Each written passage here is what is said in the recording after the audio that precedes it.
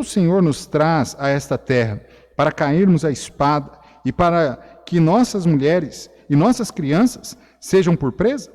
Não nos seria melhor voltarmos ao Egito? E diziam uns aos outros: constituamos um líder e voltemos ao Egito. Então Moisés e Arão caíram sobre seus rostos perante toda a congregação dos filhos de Israel. E Josué, filho de Num, e Calebe, filho de Jefoné, dos que espiaram a terra, rasgaram as suas vestes e falaram a toda a congregação dos filhos de Israel, dizendo: a terra pela qual passamos a espiar é terra muito boa. Se o Senhor se agradar de nós, então nos porá nesta terra e nos dará, terra que mana leite e mel. Tão somente não sejais rebeldes contra o Senhor e não temais o povo dessa terra, porquanto são eles nosso pão. Retirou-se deles o seu amparo, e o Senhor é conosco, não os temais. Mas toda a congregação disse que os apedrejassem. Porém, a glória do Senhor apareceu na tenda da congregação a todos os filhos de Israel.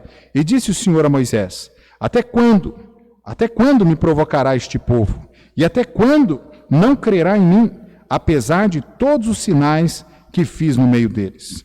Com pestilência o ferirei e o rejeitarei, e te farei a ti povo maior e mais forte do que este. E disse Moisés ao Senhor: assim os egípcios o ouvirão, porquanto com a tua força fizeste subir este povo do meio deles. E dirão aos moradores desta terra, os quais ouviram que tu, ó Senhor, estás no meio deste povo, que face a face, ó Senhor, lhes apareces, que tua nuvem está sobre ele, e que vais adiante dele, numa coluna de nuvem de dia e numa coluna de fogo de noite.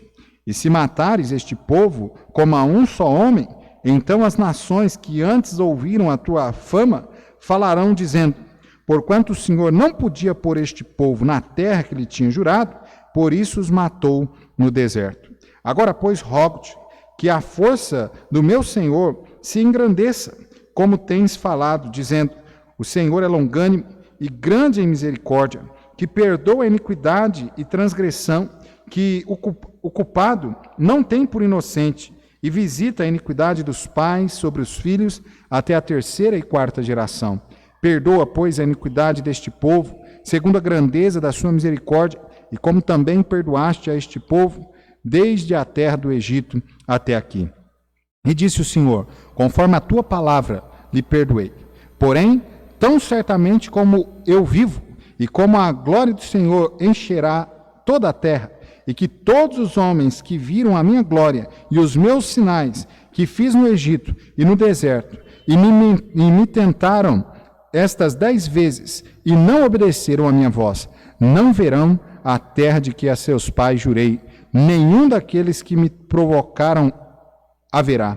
Porém, o meu servo Calebe, porquanto nele houve outro espírito, e perseverou em seguir-me, eu o levarei à terra em que entrou, e a sua descendência a possuirá em herança. Ora, os amalequitas e os cananeus habitam no vale.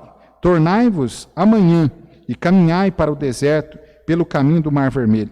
Depois falou o Senhor a Moisés e a Arão, dizendo: até quando sofrerei esta má congregação que murmuram contra mim? Tenho ouvido as murmurações dos filhos de Israel com que murmuram contra mim. E diz-lhes: vivo eu, diz o Senhor, que como falaste aos meus ouvidos, assim farei a vós outros. Neste deserto cairão os vossos cadáveres, como também todos os que de vós foram contados, segundo toda a vossa conta, de 20 anos para cima, os que dentre vós contra mim murmurastes. Não entrareis na terra, pela qual levantei a minha mão, que vos faria habitar nela, salvo Calebe, filho de Jefoné, e Josué, filho de Num. Mas os vossos filhos, de que dizeis, porque por pressa serão, porém nela, e eles conhecerão a terra que vos desprezastes. Porém, quanto a vós, os vossos cadáveres cairão neste deserto, e vossos filhos pastorearão neste deserto 40 anos, e levarão sobre si as vossas infidelidades, até que os vossos cadáveres se consumam neste deserto. segundo o número dos dias em que espiastes esta terra, 40 dias, cada dia representando um ano, levareis sobre vós as vossas iniquidades, 40 anos, e conhecereis o meu afastamento. Eu, o Senhor, falei assim, farei a toda esta má congregação que se levantou contra mim neste deserto. Se consumirão e aí falecerão. E os homens que Moisés mandaram a espiar a terra, e que voltando fizeram murmurar toda a congregação contra ele, infamando a terra, aqueles mesmos homens que infamaram a terra morrerão de praga perante o Senhor. Mas Josué, filho de Num, e Calebe, filho de Jefoné, que eram dos homens que foram espiar a terra, ficarão com vida. E falou Moisés estas palavras a todos os filhos de Israel. Então o povo se contristou muito, e levantaram-se pela manhã de madrugada, e subiram ao cume do monte, dizendo: Eis-nos aqui, e subiremos ao lugar que o Senhor tem falado, porquanto havemos pecado. Mas Moisés disse: Por que transgredis o mandamento do Senhor? Pois isso não prosperará. Não subais, pois o Senhor não estará no meio de vós, para que não sejais feridos diante dos vossos inimigos. Porque os amalequitas e os cananeus estão ali diante da vossa face, e caireis à espada. Pois porquanto vos desviastes do Senhor, o Senhor não estará convosco. Contudo, temerariamente tentaram subir ao cume do monte, mas a arca da aliança do Senhor e Moisés não se apartaram do meio do arraial. Então desceram os amalequitas e os cananeus que habitavam na montanha e os feriram, derrotando-os até Orma. Vamos orar. Santo e eterno Deus, nós te agradecemos por tudo quanto o Senhor nos permitiu fazer aqui nesta noite e rogamos ao Pai, ao Senhor, que o Senhor fale aos nossos corações por intermédio da pregação da tua palavra. Usa, Senhor, esse miserável servo do Senhor nas tuas santas mãos para a glória, ó Pai, do teu santo e maravilhoso nome. E em nome de Jesus é que nós te pedimos, te agradecemos, com o perdão dos nossos pecados. Amém. Muito bem, irmãos, nós vamos continuar prosseguindo, né, dentro do tema que nós temos visto nos domingos, sobre caminhando pelo deserto. E hoje à noite nós queremos discorrer sobre o tema incredulidade no deserto, a incredulidade no deserto. Lembramos, irmãos, né, que nós estamos falando deste deserto, falando com respeito às várias situações, né, difíceis as quais nós encontramos nesta vida aqui. Então nós não temos aqui um deserto literal, mas nós temos aqui o pensar, né, sobre aqueles mal bocados que muitas das vezes nós passamos em nossas vidas, ok? Então aqui nós encontramos a nação de Israel, mais uma vez, agora já tendo sido liberta da escravidão do Egito, ela agora está a colocar os pés na terra prometida. E agora vai começar basicamente aquele período onde eles vão lutando contra os povos que estão ali por dentro da terra a qual Deus prometeu à nação de Israel e vão conquistando assim a terra. No entanto, ao chegar, né, neste lugar, o povo de Israel, eles começam a duvidar sobre se Deus realmente poderia dar-lhes aquela terra a qual a terra a qual Deus lhes havia prometido. Então, amado, há uma incredulidade. Interessante quando nós analisamos, estudamos, né, a vida da nação de Israel, os judeus aí, eles são pessoas incrédulas mesmo, né? Até, no entanto, nós conseguimos ver isso bem claramente na questão da salvação, né? Porquanto Jesus se apresentou a ele, fez tantos milagres ali, mas aquele povo, né, na sua incredulidade, não aceitaram ao Senhor Jesus Cristo. Então há uma incredulidade muito grande nesta história aqui. E, amado, é assim, às vezes na nossa vida também, nós passamos, né, por desertos, nós passamos por situações onde nos falta fé, onde a incredulidade, né, toma conta do nosso coração, da nossa vida, e nós então acabamos até mesmo por entrar em outros problemas, dado a essa incredulidade a qual nós temos. Então Deus, ele não tirou, uma coisa que nós precisamos entender é que Deus não tirou o povo de Israel do cativeiro do Egito para matá-los ali no deserto, né? O destino da nação de Israel era justamente a terra prometida. Deus havia prometido isso, Deus havia feito grandes sinais no Egito para libertá-los, havia operado vários milagres durante o caminho, né, ali no deserto, até chegar na terra a qual ele havia prometido. Mas, no entanto, o povo ali, mais uma vez, cai, né, nesta incredulidade. Havia, inclusive, um pacto ao qual o nosso Deus ele fez com a nação de Israel, uma aliança, né, a qual havia feito, que era justamente a garantia dessa possessão da terra. E Deus, ele jamais deixa de cumprir a sua promessa. Deus, ele não é mentiroso, né? Ele não mente, Deus não peca, ele é santo.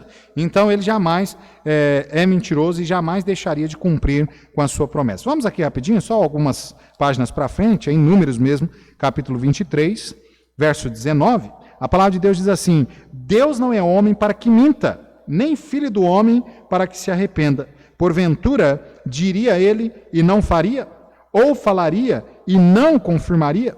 Então veja que Deus ele não é homem, né? Nós temos este triste hábito pecaminoso de muitas das vezes até mentirmos, mas Deus ele não é homem para que minta. O nosso Deus ele é santo, né? Nele não há pecado algum, e ele, todas as promessas as quais ele fez, ele cumpriu, e aquelas ainda, né, que ele não cumpriu, está por cumprir. Então veja, amado, a nação de Israel, ela caiu, né, nesta incredulidade, porque ela até mesmo desconfiou, né, essa incredulidade, a desconfiança sobre a palavra de Deus, a desconfiança sobre aquilo que Deus havia prometido.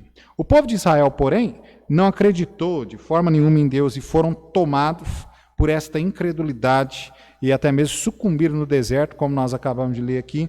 Eles até mesmo tiveram, né, de ficar peregrinando ali pelo deserto durante 40 anos, e toda aquela geração de 20 anos para cima, né, morrer, e depois então aquela outra geração entrar na terra prometida. Então a incredulidade, né, trouxe para aqueles homens ali, para aquela nação, um grande problema. Agora, o que é incredulidade?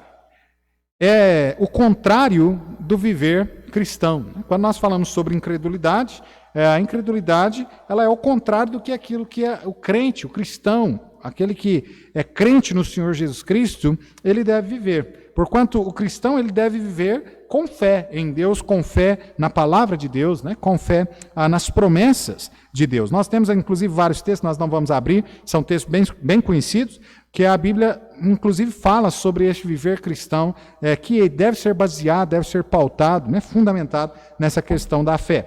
Por exemplo, Romanos capítulo 1, versículo 17, onde a palavra de Deus diz que o justo ele viverá pela fé. Então nós, né, que somos salvos, vamos viver pela fé. Lá em 2 Coríntios capítulo 5, versículo 7, também fala que nós andamos ou então marchamos, né, por fé. Nós estamos aí caminhando nesta vida por fé. Hebreus capítulo 11, versículo 6, texto conhecidíssimo, diz que sem fé é impossível agradar a Deus. É impossível. Então nós concluímos, né, com esses textos que a falta de fé ou a incredulidade, ela vai trazer justamente a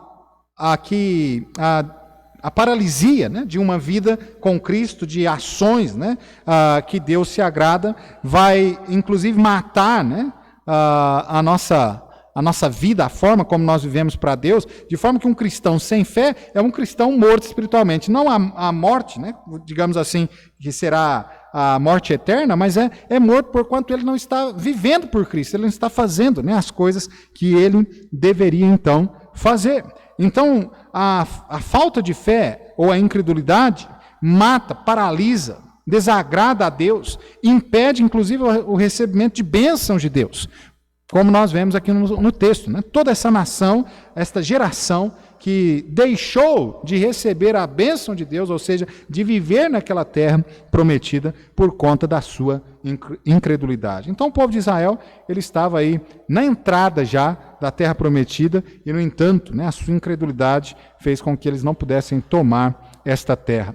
A incredulidade também possui duas características fundamentais que nós vamos ver aqui rapidamente. Primeiro, ela está enraizada num coração, na vontade ou até mesmo no querer das pessoas. Então a incredulidade, a fé, o crer é uma atitude consciente, a qual nós tomamos de depositar fé, confiança em determinada coisa, né? E na questão espiritual, aqui a fé deve ser pautada, deve ser colocada, né, essa confiança em cima da pessoa de Deus, porquanto Ele é o único que é capaz de fazer todas as coisas. Ele é o único Deus existente e nós então devemos colocar os nossos corações a nossa confiança completa diante da pessoa do nosso Deus, porquanto Ele pode fazer todas as coisas. Inclusive, Deus já havia mostrado, né, nós vimos isso nas semanas anteriores, Deus já havia mostrado à nação de Israel o seu poder, que Ele poderia fazer, que Ele poderia levá-los até ali, que Ele poderia destruir aqueles inimigos aos quais eles teriam pela frente e que poderia dar a eles aquela terra sem nenhum tipo de problema. Então, amado, o grande problema aí na incredulidade é que ela está enraizada no nosso coração. É uma decisão tão profunda que muitas das vezes nós tomamos e que nos atrapalha, né, a nossa caminhada cristã.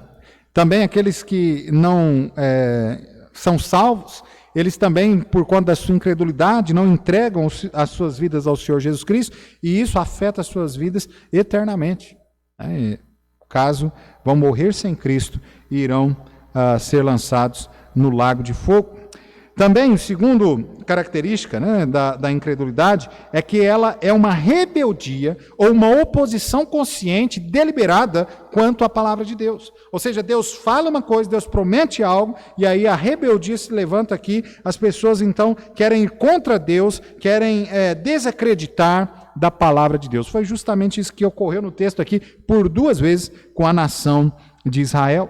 Então, amado, nós não podemos de maneira nenhuma sermos incrédulos, levantarmos em rebeldia, em oposição contra Deus, contra a sua vontade. Israel estava diante de uma terra boa, eles estavam diante de um Deus, o único Deus e todo-poderoso que poderia dar a eles aquela terra maravilhosa a qual os espias ali tinham visto. Veja que você pode ler depois no capítulo 13, mas você vai ver que quando os espias vão por aquela terra e eles vão caminhando, todos eles veem que aquela terra é uma terra maravilhosa. É uma terra que mana leite e mel, como eles mesmos descreveram. O grande problema foi que, ao voltar para prestar relatório para a nação de Israel, a maioria deles foram acometidos aí por esta incredulidade, na questão de que Deus não poderia dar a eles aquela terra. Porquanto eles mesmos disseram que, olha, ali naquela terra é uma terra de gigantes, e nós, diante desses gigantes, somos como gafanhotos.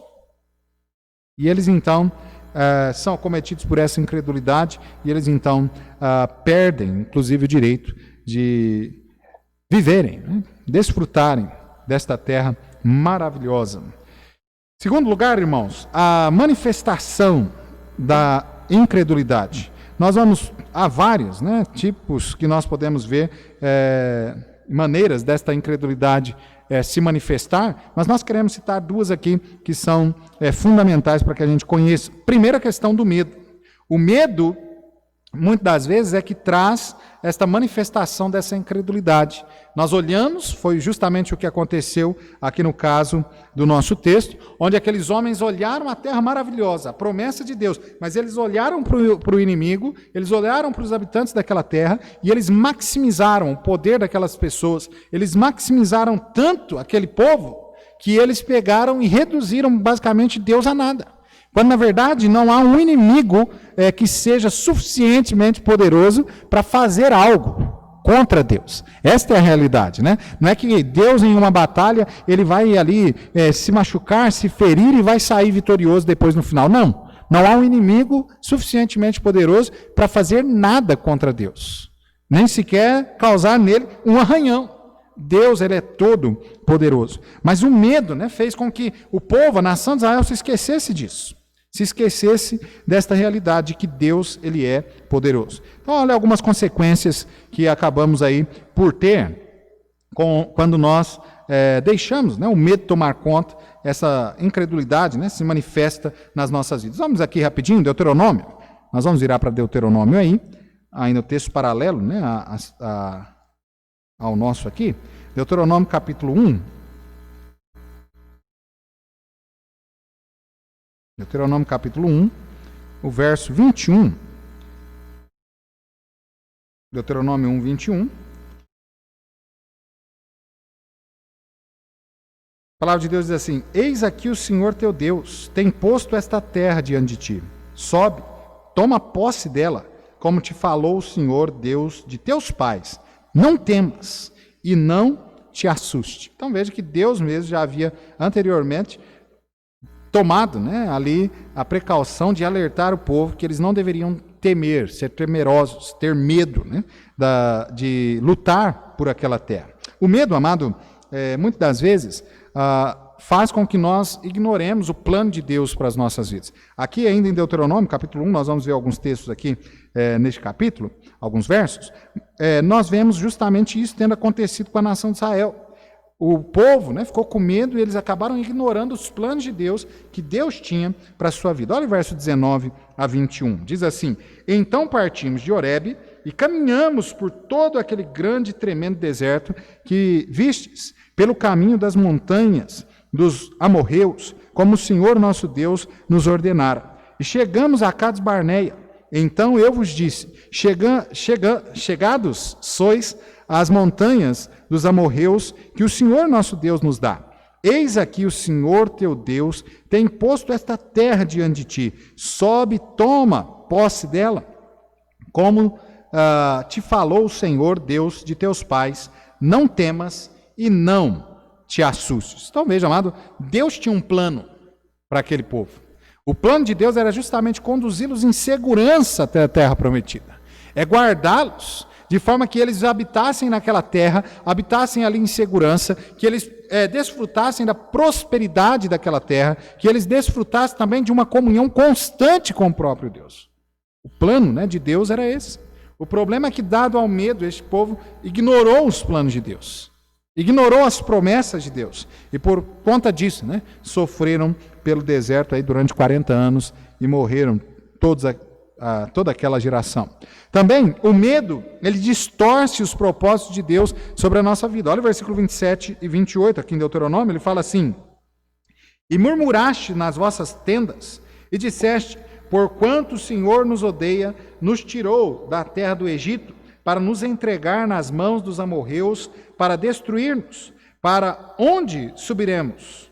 Nossos irmãos fizeram com que se derretesse no nosso coração, dizendo: maior e mais alto é este povo do que nós. As cidades são grandes e fortificadas até aos céus, e também vimos ali filhos de gigantes. Veja, amado, o medo, né, fez com que eles distorcessem completamente o propósito de Deus. Eles olharam para aquela situação e completamente contrário da visão a qual Deus queria que eles olhassem, que era justamente olhar, ver aqueles inimigos, mas reduzi-los a nada, dado a presença daquele que estava, né, juntamente com eles, Deus Todo-Poderoso, Criador dos céus e da terra. Então, ao invés deles olharem as coisas boas, eles acabaram por maximizar coisas que aos olhos deles eram grandes, mas aos olhos de Deus não. E quantas vezes, né, nós temos grandes problemas justamente por conta disso, né? Nós olhamos para os problemas, nós maximizamos esses problemas e nós esquecemos de olhar para Deus, nós esquecemos do Deus o qual nós servimos. Do que Ele já tem feito, né, por todos esses anos que nós caminhamos com Ele, o que Ele tem feito nas nossas vidas. E nós não podemos agir, né, desta forma de modo algum. Outra consequência é que o medo, ele desestimula o povo de Deus. Houve aí uma desestimulação, né, do povo de Deus por verem aqueles gigantes, e então assim o medo, né, fez com que eles perdessem ali a força, perdessem a vontade de continuar na caminhada. Olha comigo rapidinho, 2 Timóteo, capítulo 1, versículo 7. 2 Timóteo.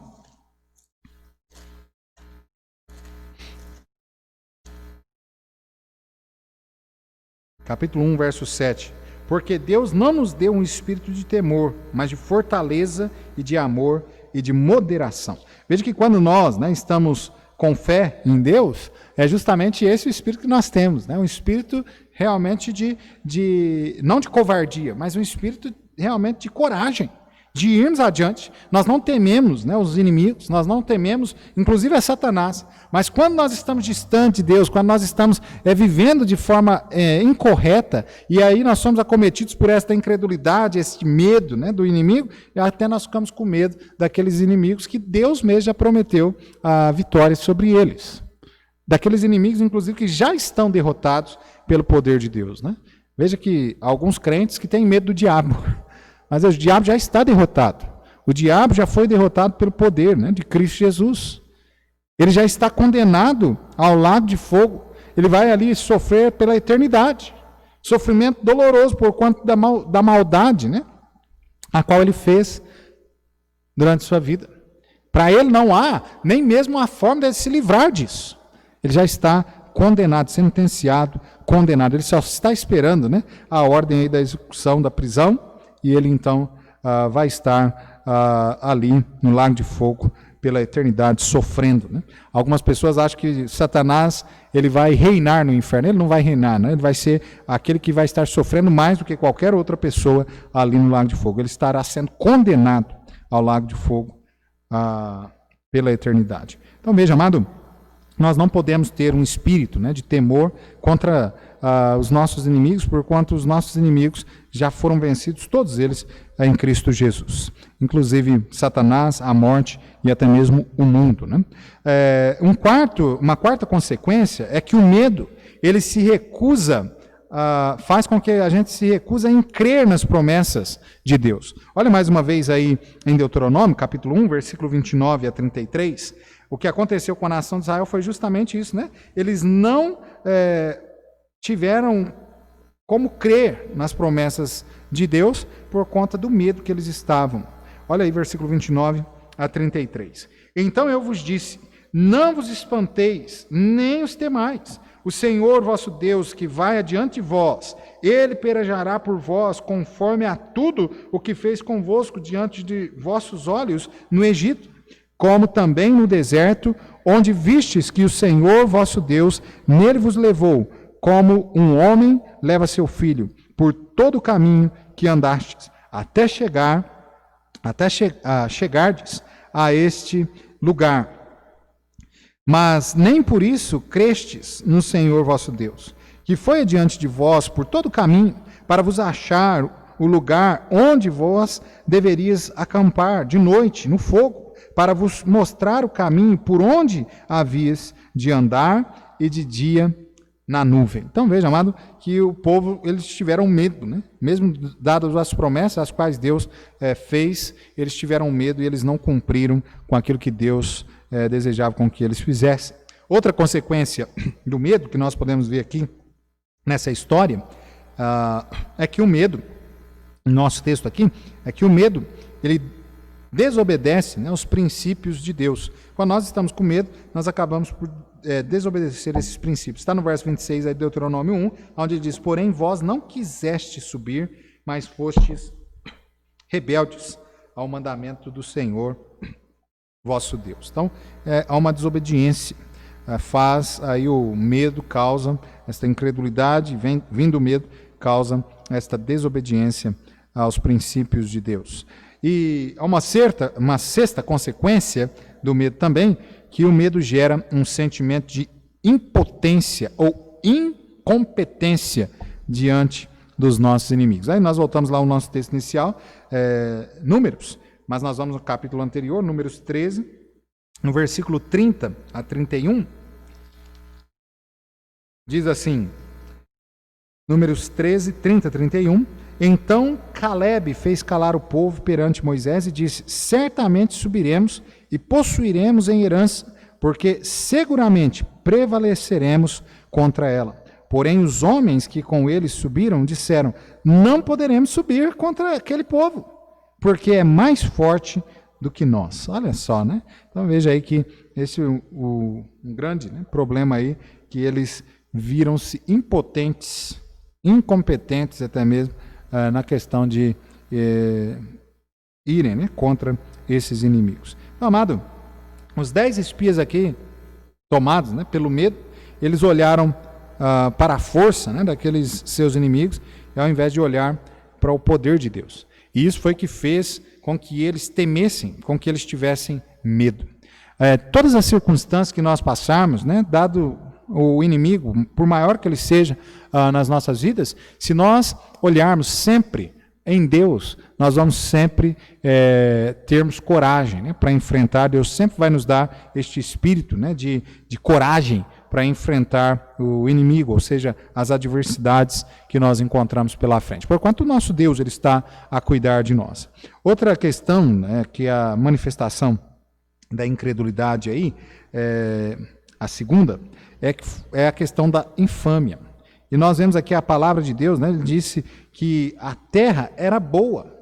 Todos os homens viram aquilo. Todos os espias viram que aquela terra, de fato, era uma terra boa, uma terra que manava leite e mel. Os espias contaram isso. No entanto, alguns, né, que voltaram, e esses que voltaram em incredulidade no seu coração, eles então difamaram a terra, eles infamaram a terra. Olha aí no versículo 32 do capítulo 13 de Números, ele diz assim: e infamaram a terra que tinham espiado, dizendo aos filhos de Israel: a terra pela qual passamos a espiá-la é terra que consome os seus moradores, e todo o povo que vimos nela são homens de grande estatura. É óbvio que eles espiaram a terra, nem todo o povo era de grande estatura, e muito menos a terra, né, não comia as pessoas como eles fizeram aqui. Inclusive, eles maximizaram não só os inimigos, que eram fortes sim, mas eles até mesmo inventaram. Né? O medo faz isso, né? O medo faz a gente ver coisas diferentes daquilo que é a realidade. Então, amado, e isso traz a infâmia. E, amado, este é um grande problema, né?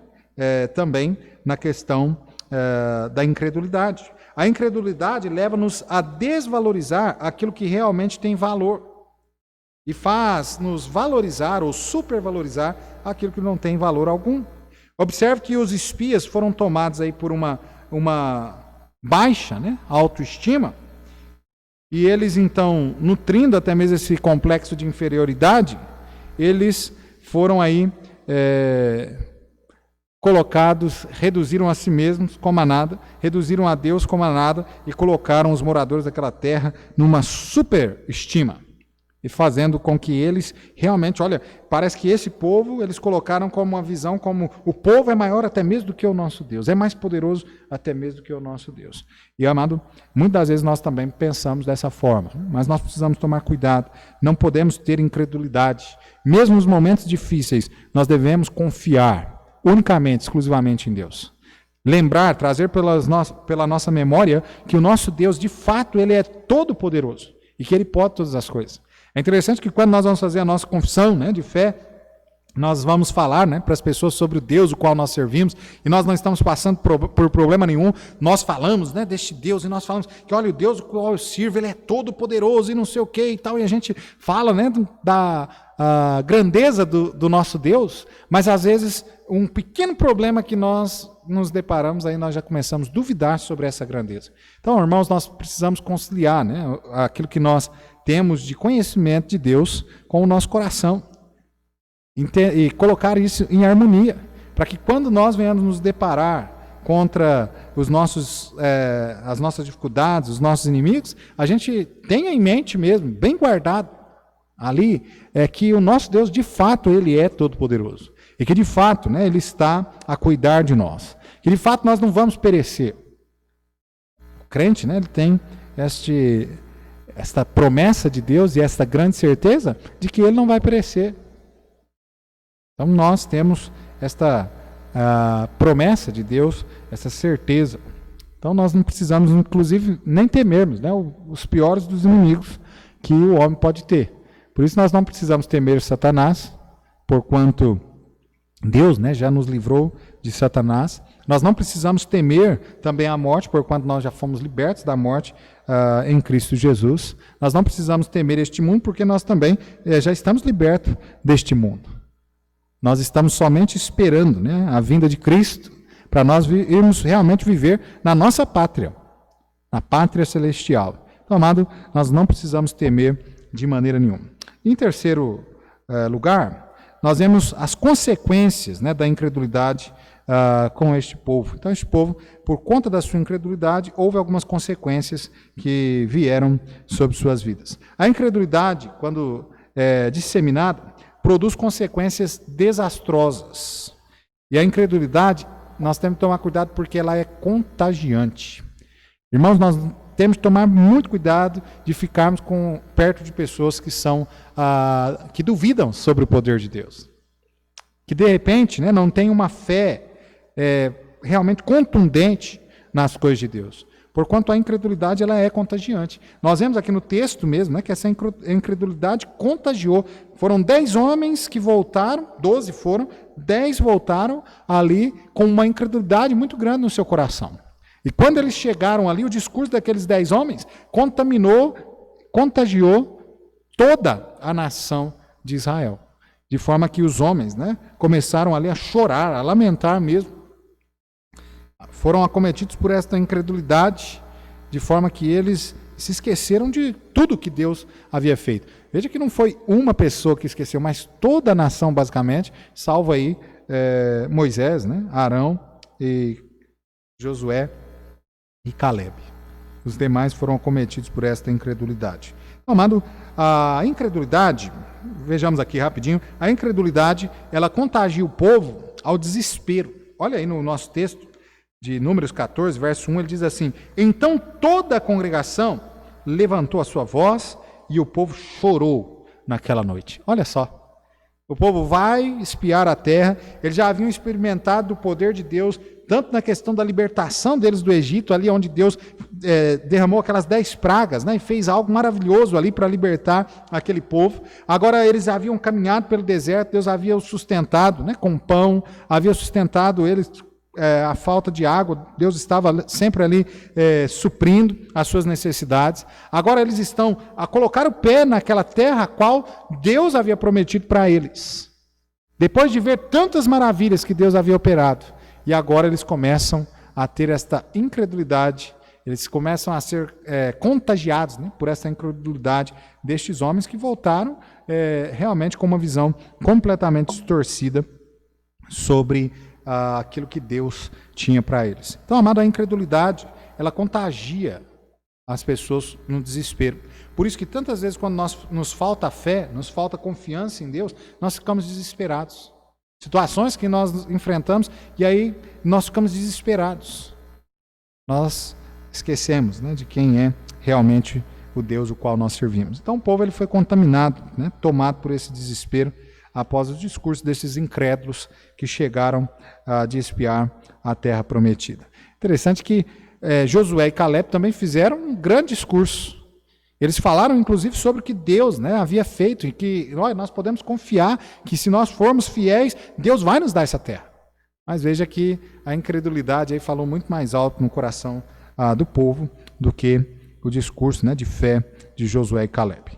Segundo, a incredulidade contagia o povo a murmuração. E nós precisamos, né, ter isso na nossa mente, porque muitas das vezes a falta de confiança em Deus de alguém começa a murmurar perto de nós e nós acabamos também indo a murmurar juntamente com eles. Olha o versículo 2 e 3 do nosso texto.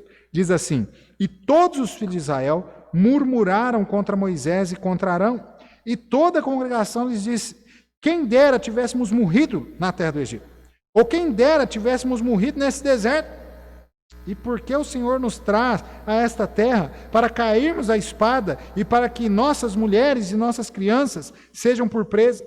Não nos seria melhor voltarmos ao Egito? Então olha que eles chegam murmurando, falando, né, sobre a terra, os perigos ali que havia na terra, e isso contamina, né, contagia todo o povo. E o povo, então, todos eles começam a chorar e a murmurar contra Deus. E já, pelo menos 2 vezes nós vimos, né, a murmuração, quando eles estavam sempre constantemente, né, murmurando o povo de Deus, mas olha, lembra quando eles saíram do Egito, a primeira murmuração deles ali foi justamente pela falta, né, de alimento. Eles começam a chorar, né, pela falta de água, eles começam ali a chorar, falando: olha, você nos tirou lá do Egito para a gente vir morrer de sede aqui no deserto.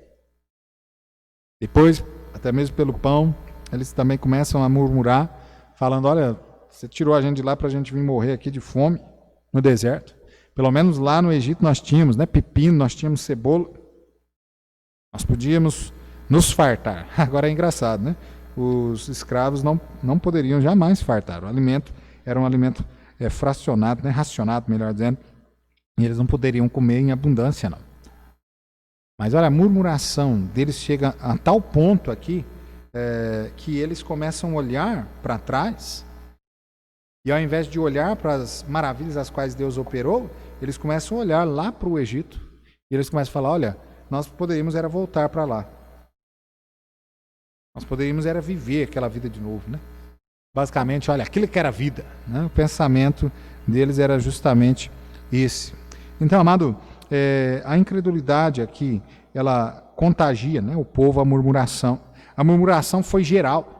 Eles se esqueceram de todos os sinais, de todos os milagres os quais o Senhor fez, e eles esqueceram também do castigo, inclusive, que Deus já tinha dado a boa parte deles por conta de serem murmuradores. Olha aí comigo, vamos algumas páginas para trás, né? Números capítulo 11, verso 1, nós temos ali Deus, inclusive, punindo dentre o povo de Israel alguns que murmuraram anteriormente. Olha, Números 11, verso 1.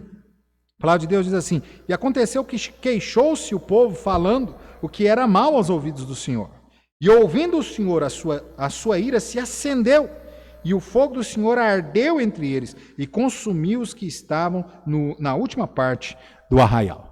Veja que em um momento ali, a murmuração do povo, né, se levantou, que foi levantada ali contra Deus. Deus então se irritou daquilo, e Deus até mesmo fez com que fogo, né, viesse consumindo as pessoas que estavam no fundo, né, do arraial.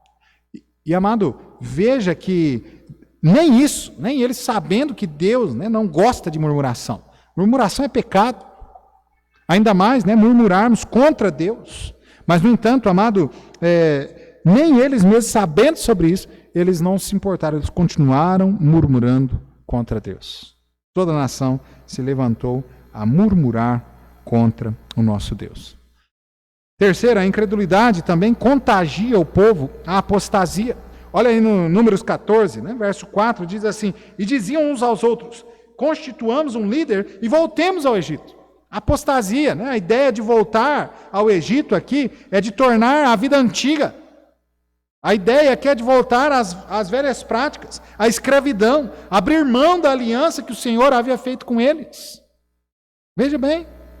E, amado, às vezes na nossa incredulidade, né, nós deixamos, né, a nossa fé se esvair de nós, e nós então nos tornamos tão incrédulos a ponto de voltar realmente à vida antiga.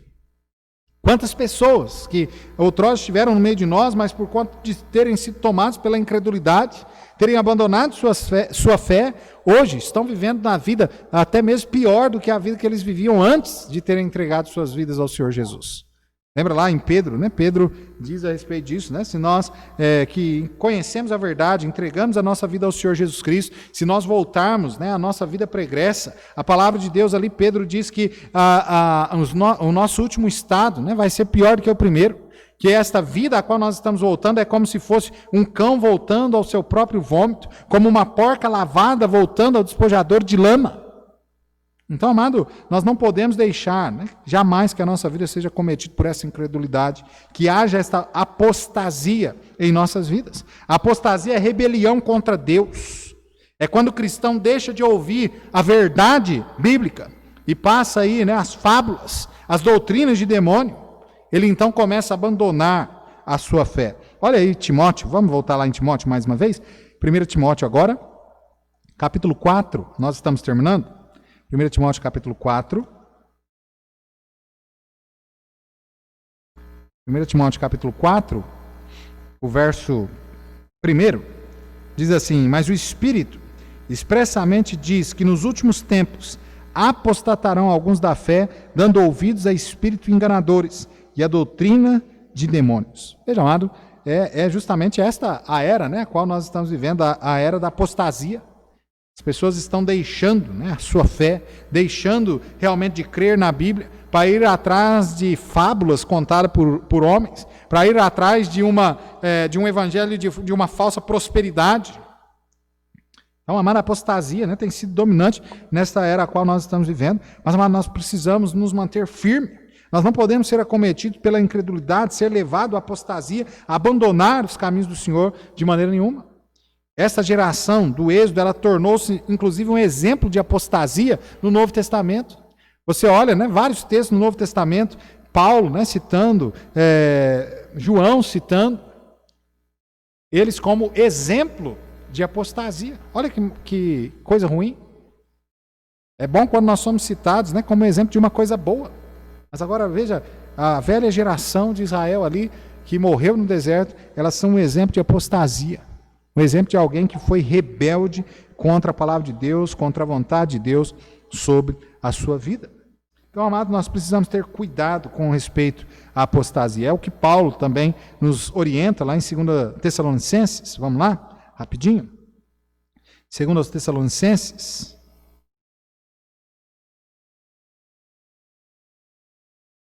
No capítulo 2, no verso 3, Paulo diz assim: ninguém de maneira alguma vos engane, porque não será assim sem que antes venha a apostasia e se manifeste o homem do pecado, o filho da perdição. Então veja, amado, a apostasia, né, ela é algo que está preparando, inclusive, caminho para o anticristo, caminho, né, para Satanás reinar neste mundo. Mas nós precisamos tomar cuidado com isso, nós precisamos estar atento que a apostasia está chegando e nós precisamos nos mantermos firmes, confiando sempre em Deus, na sua palavra. Quarto, a incredulidade também contagiou, né, o povo, a violência até mesmo contra a liderança.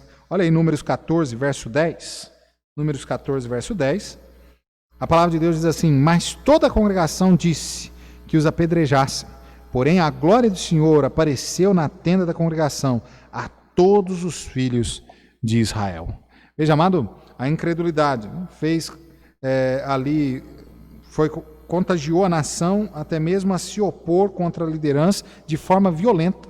O desejo ali do povo era pegar Moisés, Arão, Josué, Caleb e apedrejá-los, matá-los. Tudo porque eles estavam fazendo um discurso de fé, de confiança em Deus, olhando para aquele povo dizendo: olha, Deus nos prometeu e Ele há de nos dar a terra a qual nós estamos entrando. Só que, no entanto, né, a incredulidade daquele povo fez com que eles até mesmo se revoltassem contra as autoridades ali, aqueles que estavam tentando os persuadir à fé e à obediência ao Senhor. Deus, ele protegeu, né, nós vimos aí no nosso texto, aí no verso 10, que Deus ele protegeu os fiéis. E, amado, no versículo 34 a 37, aqui de Números 14, nós vemos que Deus ele não só protegeu aqueles que foram fiéis, no caso Moisés, Arão, Josué e Caleb, como ele também puniu aqueles que foram incrédulos e aqueles que estavam tentando mal para com os fiéis. Olha aí no versículo 34 a 37, nosso texto, nós estamos terminando. 34 a 37, olha que a palavra de Deus diz assim: segundo o número dos dias em que espiastes essa terra, 40 dias, cada dia representando um ano, levareis sobre vós as vossas iniquidades 40 anos, e conhecereis o meu afastamento. Eu, o Senhor, falei, assim farei a toda esta má congregação que se levantou contra mim neste deserto, se consumirão, e aí falecerão. E os homens que Moisés mandara a espiar a terra e que voltando fizeram murmurar toda a congregação contra ele, infamando a terra, aqueles mesmos homens que infamaram a terra morrerão de praga perante o Senhor. Né? E foi justamente isso que aconteceu. Deus ele defendeu, né, Moisés, Arão, Josué e Caleb. Amado, a incredulidade traz esta violência, né, contra o povo. A incredulidade também contagia o povo a querer prosperar, inclusive sem Deus. Foi justamente o que a nação de Israel fez. Eles pecaram contra Deus quando eles duvidaram de Deus na sua incredulidade, que eles não iriam possuir aquela terra. Mas depois, aqui do versículo 34 a 37, quando Deus então fala para eles: olha, vocês vão morrer nessa terra. Vocês vão caminhar por esse deserto até que todos vocês, de 20 anos para cima, todos vocês venham a falecer. Aquele povo, mais uma vez, agora eles se levantam contra a palavra de Deus, falando: não, nós vamos agora e nós vamos conseguir, e nós vamos lograr êxito, nós vamos conquistar essa terra, mesmo sem a ajuda de Deus. Veja o pensamento. Eles que não quiseram ir com Deus, agora eles estão querendo ir sem Deus. A incredulidade, né, faz justamente isso. Faz com que o homem ache que ele tem poder sobre a sua própria vida, que ele pode dominar a situação por si mesmo. Quando, na verdade, amado, nós não podemos. Então a incredulidade ali contagiou o povo a querer prosperar sem Deus. Olha o verso 41 a 45 e nós terminamos com estes textos. Diz assim: mas Moisés disse: por que transgredis o mandamento do Senhor? Pois isso não prosperará. Não subais, pois o Senhor não estará no meio de vós, para que não sejais feridos diante dos vossos inimigos. Porque os amalequitas e os cananeus estão ali diante da vossa face, e caireis à espada. Pois porquanto vos desviastes do Senhor, o Senhor não estará convosco. Contudo, temerariamente, tentaram subir ao cume do monte, mas a arca da aliança do Senhor e Moisés não se apartaram do meio do arraial. Então desceram os amalequitas e os cananeus que habitavam na montanha, e os feriram, derrotando-os até Hormá. Veja, amado, olha a ideia, né? Olha o que a incredulidade, né, faz. E quantas vezes nós não passamos por esta mesma situação? Nós deixamos de confiar em Deus e aí nós vamos tentar, pelas nossas próprias forças, nós vamos tentar nos nossos esforços. Amado, nós não podemos, né, de maneira nenhuma, deixar de ter fé na palavra de Deus, de ter fé nas promessas de Deus. Nós não podemos ser incrédulos. A incredulidade, né, vai trazer grandes problemas. Nós vimos aí, a incredulidade vai trazer grandes consequências para as nossas vidas. Nós precisamos ter a nossa fé, né, fundamentada, alicerçada corretamente, de forma a sermos inabaláveis. Amado, você pode estar perguntando: mas pastor, como é que eu posso ter essa fé que não vai abalar nunca? É simples, amado, é só quando nós realmente voltamos para Deus, para as coisas de Deus, e nós buscamos, né, na palavra de Deus, cada dia mais, nos alimentarmos da palavra de Deus, termos uma vida de oração a Deus. Então qualquer problema que venha sobre nós, seja ele pequeno, médio, grande, nós vamos ter firmeza, nós vamos ter fé, confiança em Deus, e nós vamos continuar ali inabaláveis. Inabaláveis. Quanto mais nós lemos a palavra de Deus, mais nós conhecemos a Deus, né? Deus, ele se dá a conhecer ao homem de duas formas. Pela palavra de Deus e também pela forma como ele age através das nossas vidas.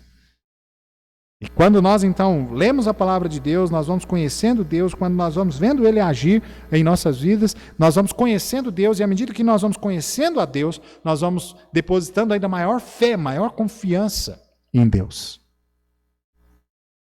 Agora, se eu deixo, né, de ler a Bíblia, se eu deixo de ter uma vida de oração, vai fazer tal como o povo de Israel.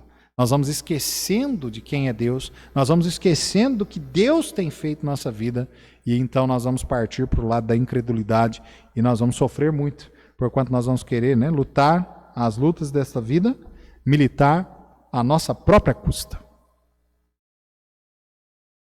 E nós não vamos obter vitórias, né? Nós vamos sofrer várias derrotas, porquanto nós, em nós mesmos, não temos força, não temos sabedoria para obtermos a vitória. Então, amado, concluindo, nós precisamos entender que vale a pena crer em Deus. Nós precisamos crer em Deus de forma, né, total, confiar nele, único e exclusivamente nele. Alguns, né, de nós, na nossa vida pregressa, nós confiávamos em deuses que nada podiam fazer por nós.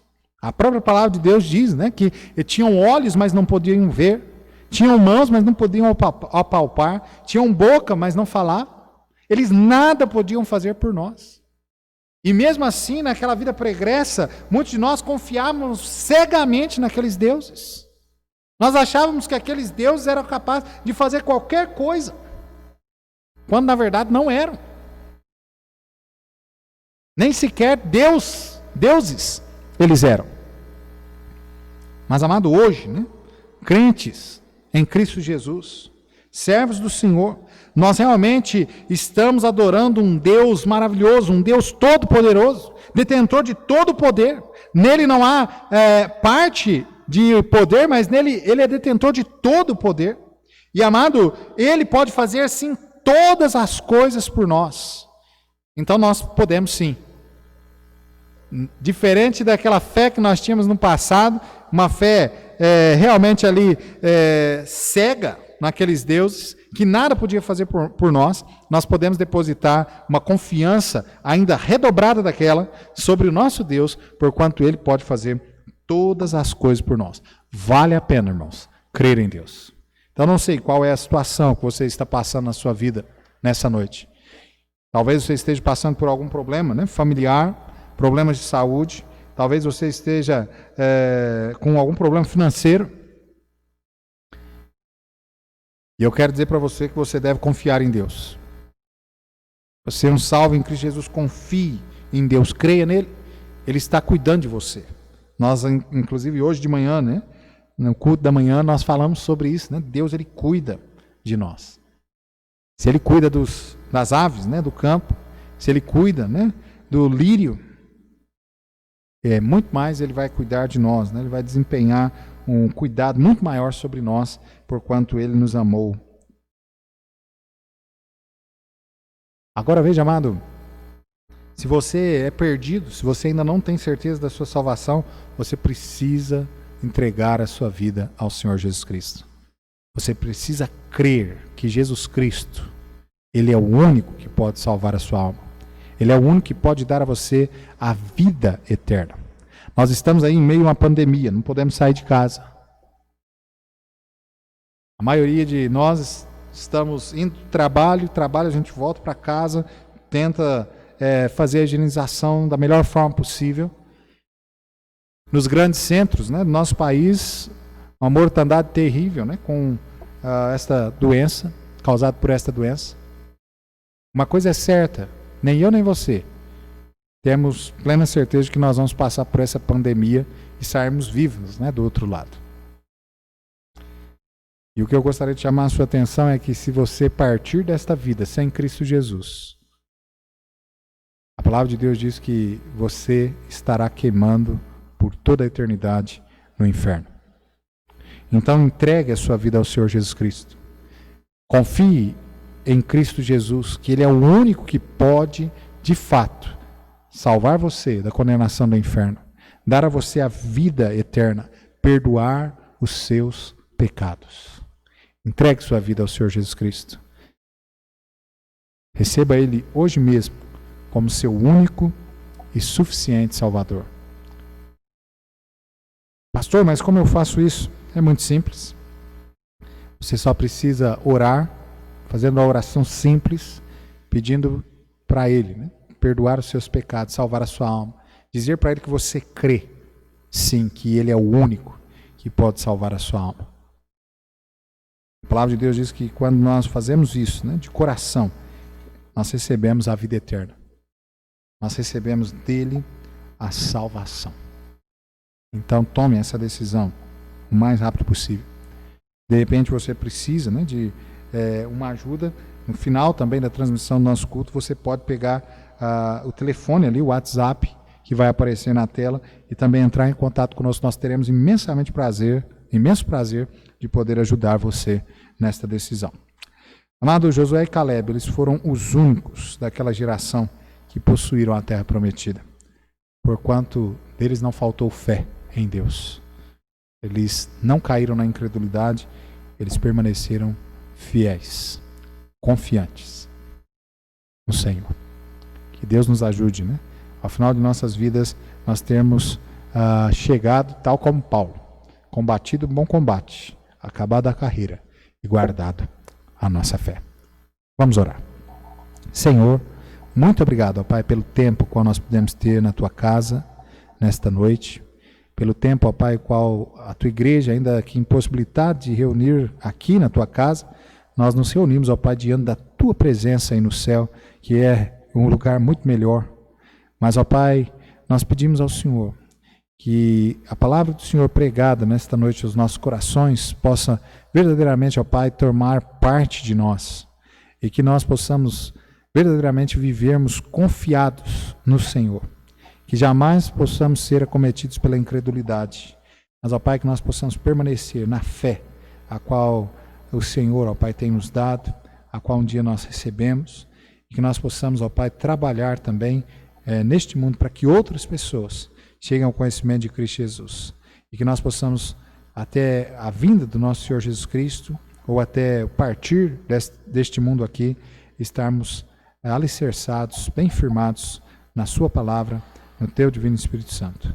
É em nome de Jesus é que nós te pedimos, te agradecemos, com o perdão dos nossos pecados. Amém e amém. Muito bem, irmãos, nós então assim encerramos o culto nessa noite. Nós estaremos de volta na quarta-feira, às 8 horas, né? E cada um esteja, né, juntamente conosco aí, para nós podermos continuar louvando ao nosso Deus e também aprendendo, né, um pouco mais da sua palavra, tá bom? Sem mais então, que a graça e a paz do nosso Senhor Jesus Cristo esteja com cada um. Uma boa semana a todos. Deus abençoe.